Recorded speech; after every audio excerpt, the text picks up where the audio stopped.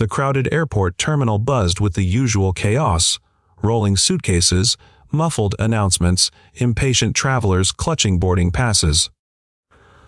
Among them stood Amara Johnson, calm and poised, her dark curls pulled neatly into a bun, her eyes scanning the gate area with a quiet grace. She had traveled the world many times over, but today she was simply a passenger waiting to board a flight home. But as she approached the counter, the gate agent barely looked up.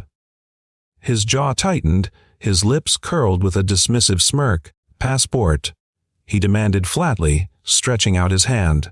Amara handed it over politely, expecting a routine check.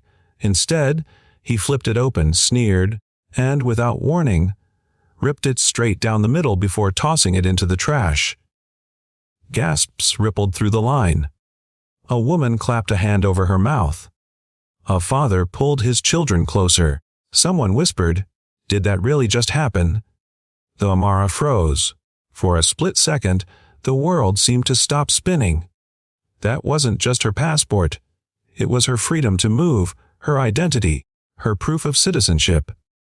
Her chest tightened, but she didn't shout. She didn't make a scene. She simply looked at him with a steady calm that unsettled everyone watching. The gate agent crossed his arms.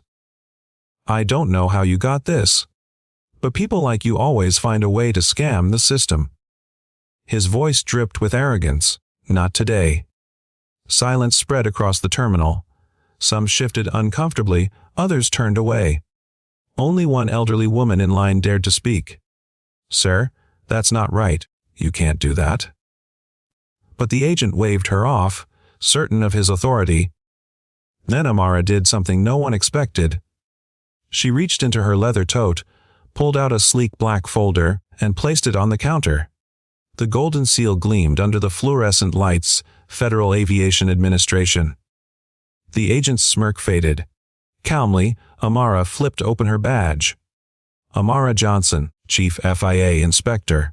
Every airline, every airport, every gate, including yours, falls under my jurisdiction.